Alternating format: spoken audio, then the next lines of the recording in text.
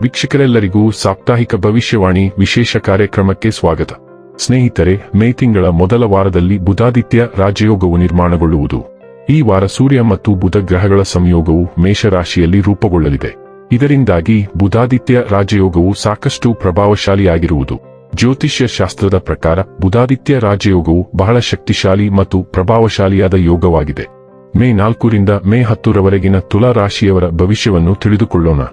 ಈ ವಾರ ತುಲಾ ರಾಶಿಯವರ ಫಲಾಫಲಗಳೇನು, ಗ್ರಹಗತಿಗಳು ಹೇಗಿರಲಿವೆ, ಕೌಟುಂಬಿಕ ಸಾಮಾಜಿಕ ಜೀವನ ಹಾಗೂ ವ್ಯಾಪಾರ ವಹಿವಾಟು ಹೇಗೆ ನಡೆಯಲಿದೆ, ಅಲ್ಲದೆ ಯಾವೆಲ್ಲ ಸಮಸ್ಯೆಗಳು ನಿಮ್ಮನ್ನು ಈ ಸಾಪ್ತಾಹಿಕದಲ್ಲಿ ಕಾಡಲಿವೆ, ಅವುಗಳಿಗೆ ಪರಿಹಾರಗಳೇನು ಎಂಬುದನ್ನು ತಿಳಿಯಲು ಈ ವಿಡಿಯೋವನ್ನು ಸಂಪೂರ್ಣವಾಗಿ ವೀಕ್ಷಿಸಿ. ನೀವಿನ್ನೂ ನಮ್ಮ ಚಾನೆಲ್ ಸಬ್ಸ್ಕ್ರೈಬ್ ಮಾಡದೇ ಇದ್ದರೆ ಕೂಡಲೇ ನಮ್ಮ ಚಾನೆಲ್ ಸಬ್ಸ್ಕ್ರೈಬ್ ಮಾಡಿ. ಹೆಚ್ಚಿನ ವಿಡಿಯೋ ಅಪ್ಡೇಟ್ಗಾಗಿ ಪಕ್ಕದ ಬೆಲ್ ಐಕಾನ್ ಬಟನ್ ಕ್ಲಿಕ್ ಮಾಡಿ. ಸ್ನೇಹಿತರೆ, ಈ ವಾರ ನೀವು ಹೆಚ್ಚು ಭಾವುಕರಾಗಿ ಕಾಣುವಿರಿ. ಈ ಕಾರಣದಿಂದಾಗಿ ನೀವು ನಿಮ್ಮ ಭಾವನೆಗಳನ್ನು ನಿಯಂತ್ರಿಸುವಲ್ಲಿ ಬಿಕ್ಕಟ್ಟು ಅನುಭವಿಸುವಿರಿ. ಅಂತಹ ಪರಿಸ್ಥಿತಿಯಲ್ಲಿ ನಿಮ್ಮ ಈ ವಿಚಿತ್ರ ವರ್ತನೆಯು ಜನರನ್ನು ಭ್ರಮಿತಗೊಳಿಸುತ್ತದೆ. ಆದ್ದರಿಂದ ನಿಮ್ಮಲ್ಲಿ ಕಿರಿಕಿರಿ ಉಂಟಾಗಬಹುದು. ಇತರ ಮುಂದೆ ನಿಮ್ಮ ಭಾವನೆಗಳನ್ನು ತೋರಿಸುವುದನ್ನು ತಪ್ಪಿಸುವುದು ನಿಮಗೆ ಉತ್ತಮ. ಚಂದ್ರನ ರಾಶಿಗೆ ಹೋಲಿಸಿದರೆ ರಾಹು 5ನೇ ಮನೆಯಲ್ಲಿರುವುದರಿಂದ ಆರ್ಥಿಕ ದೃಷ್ಟಿಕೋನದಿಂದ ಈ ಸಮಯವು ನಿಮಗೆ ಉತ್ತಮ ನಿರ್ದೇಶನ ಮತ್ತು ಅವಕಾಶಗಳನ್ನು ನೀಡುತ್ತದೆ ಎಂದು ಸಾಬೀತುಪಡಿಸುತ್ತದೆ.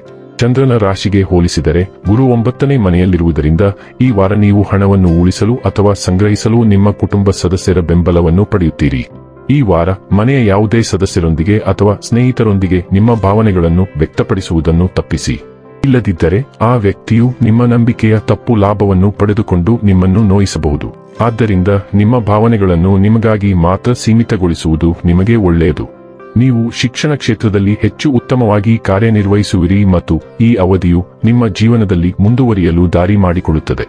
ಈ ಸಮಯದಲ್ಲಿ ವಿದ್ಯಾರ್ಥಿಗಳು ತಮ್ಮ ಅಧ್ಯಯನದ ಬಗ್ಗೆ ನಿರ್ದಿಷ್ಟ ಆಸಕ್ತಿಯನ್ನು ಬೆಳೆಸಿಕೊಳ್ಳುವ ಮೂಲಕ ತಮ್ಮ ಗುರಿ ಮತ್ತು ಉದ್ದೇಶಗಳನ್ನು ಸಾಧಿಸಲು ಸಾಧ್ಯವಾಗುತ್ತದೆ. ತುಲಾ ರಾಶಿಯ ಸೂರ್ಯ, ಚಂದ್ರ ಮತ್ತು ಉದಯ ರಾಶಿಯವರಿಗೆ ಮಂಗಳವು 7ನೇ ಮನೆಯ ಮೂಲಕ ಚಲಿಸುತ್ತಿದೆ. ಇದು ಪಾಲುದಾರಿಕೆಯಲ್ಲಿ ನೇರ ಕ್ರಿಯೆ ಮತ್ತು ಚಟುವಟಿಕೆಗಳ ಮೇಲೆ ಪರಿಣಾಮ ಬೀರುತ್ತದೆ. ನೀವು ವೈಯಕ್ತಿಕ ಅಥವಾ ವೃತ್ತಿಪರ ಸಂಬಂಧಗಳಲ್ಲಿ ಆಕ್ರಮಣಕಾರಿಯಾಗಿರುತ್ತೀರಿ. ನಿಮ್ಮ ಮಾತು ನೇರವಾಗಿರುತ್ತದೆ ಮತ್ತು ಅದು ನಿಮ್ಮ ಸಂಗಾತಿ ಅಥವಾ ವ್ಯಾಪಾರ ಪಾಲುದಾರರಿಗೆ ನೋವುಂಟು ಮಾಡಬಹುದು. ಮಂಗಳವು ನೈಸರ್ಗಿಕ ದೋಷಪೂರಿತವಾಗಿದೆ, ಆದ್ದರಿಂದ ಸಂಬಂಧಗಳಲ್ಲಿ ಘರ್ಷಣೆಗಳು ಉಂಟಾಗುವ ಸಾಧ್ಯತೆಗಳಿವೆ. ಆದ್ದರಿಂದ ಸಂಬಂಧಗಳಲ್ಲಿ ಘರ್ಷಣೆಗಳು ಮತ್ತು ಅಸಮತೋಲನ ಉಂಟಾಗುತ್ತದೆ. ಆದ್ದರಿಂದ ನೀವು ರಾಜತಾಂತ್ರಿಕರಾಗಿರಿ. ನೀವು ಸಾಮಾಜಿಕ ಕೂಟಗಳು, ವ್ಯಾಪಾರ ಸಭೆಗಳು ಅಥವಾ ನೀವು ಹೊಸ ಜನರನ್ನು ಭೇಟಿಯಾಗುವ ಪಾರ್ಟಿಗಳಿಗೆ ಹಾಜರಾಗುತ್ತೀರಿ. ಅದೇ ಸಮಯದಲ್ಲಿ ಬಲವಾದ ಪಾಲುದಾರಿಕೆಗಳು ಬೆಳವಣಿಗೆಯತ್ತ ಸಾಗುತ್ತವೆ. ಸೂರ್ಯ ಮತ್ತು ಬುಧ ವೃಷಭ ರಾಶಿಯ ಭೂಮಿಯ ಮೂಲಕ ಚಲಿಸುವುದರಿಂದ ಹಣಕಾಸಿನ ವಿಷಯಗಳು ತುಂಬಾ ತೀವ್ರವಾಗಿರುತ್ತವೆ. ನೀವು ಹಣಕಾಸಿನ ವಿಷಯಗಳನ್ನು ನಿಭಾಯಿಸುತ್ತೀರಿ, ಆದರೆ ತಜ್ಞರ ಬೆಂಬಲವನ್ನು ಪಡೆದುಕೊಳ್ಳಿ. ನಿಮ್ಮ ತೆರಿಗೆ, ಪಿಎಫ್ ಮತ್ತು ವಿಮೆಯ ಬಗ್ಗೆ ಏಕಾಂಗಿಯಾಗಿ ನಿರ್ಧಾರಗಳನ್ನು ತೆಗೆದುಕೊಳ್ಳುವ ಸಮಯ ಇದಲ್ಲ. ಹಠಾತ್ ವೆಚ್ಚಗಳು ಇರುತ್ತವೆ, ಅದು ಸವಾಲಾಗಿರುತ್ತದೆ. ಆದ್ದರಿಂದ ನೀವು ಆರ್ಥಿಕವಾಗಿ ಸಿದ್ಧರಾಗಿದ್ದೀರಿ ಎಂದು ಖಚಿತಪಡಿಸಿಕೊಳ್ಳಿ. 8ನೇ ಮನೆಯು ಅತೀಂದ್ರಿಯ ಮತ್ತು ಇತರ ಆಧ್ಯಾತ್ಮಿಕ ವಿಜ್ಞಾನಗಳನ್ನು ಸಹ ಸೂಚಿಸುತ್ತದೆ. ಆದ್ದರಿಂದ ನೀವು ಅದನ್ನು ಕಲಿಯುತ್ತೀರಿ ಮತ್ತು ಪ್ರಯೋಗಿಸುತ್ತೀರಿ. ದಯವಿಟ್ಟು ವಾದಗಳು, ಅಪಾಯಕಾರಿ ಕ್ರೀಡೆಗಳು ಮತ್ತು ಅಪರಿಚಿತ ಜನರೊಂದಿಗೆ ಬೆರೆಯುವುದನ್ನು ತಪ್ಪಿಸಿ. ಶುಕ್ರನು 9ನೇ ಮನೆಯ ಮೂಲಕ ಚಲಿಸುತ್ತಿದ್ದಾನೆ ಮತ್ತು ಅದು ವಿದೇಶಿ ಸಹಯೋಗಗಳಿಗೆ ಆಕರ್ಷಣೆಯನ್ನು ತರುತ್ತದೆ. ವಿದೇಶಗಳಿಂದ ಕೆಲವು ಯೋಜನೆಗಳನ್ನು ಪಡೆಯಲು ಇದು ನಿಮಗೆ ಹತ್ತಿರದ ಅವಕಾಶವಾಗಿದೆ. ವೈಯಕ್ತಿಕ ಮತ್ತು ವೃತ್ತಿಪರ ಕಾರಣಗಳಿಗಾಗಿ ನೀವು ವಿದೇಶಿ ಪ್ರಜೆಗಳೊಂದಿಗೆ ಸಂವಹನ ನಡೆಸುತ್ತೀರಿ. ಅಧ್ಯಯನ, ತೀರ್ಥಯಾತ್ರೆಗಳು ಮತ್ತು ಸಾಂದರ್ಭಿಕ ಕಾರಣಗಳಿಗಾಗಿ ದೀರ್ಘ ಪ್ರವಾಸಗಳು ಸಹ ಈ ವಾರ ಬರಬಹುದು.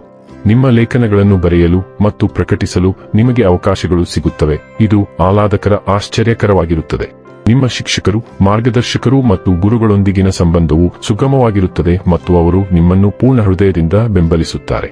ಒಟ್ಟಾರೆಯಾಗಿ ಹಣಕಾಸಿನ ಸಮಸ್ಯೆಗಳ ಹೊರತಾಗಿಯೂ ಈ ವಾರ ನೀವು ಉತ್ತಮ ಬೆಳವಣಿಗೆಯನ್ನು ಹೊಂದಿರುತ್ತೀರಿ. ಇನ್ನು ಕೊನೆಯದಾಗಿ ಮಾಡಿಕೊಳ್ಳಬೇಕಾದ ಉಪಾಯಗಳ ಕುರಿತು ನೋಡುವುದಾದರೆ, ಓಂ ಭಾರ್ಗವಾಯ ನಮಃ ಎಂದು ಪ್ರತಿದಿನ 33 ಬಾರಿ ಜಪಿಸಿ.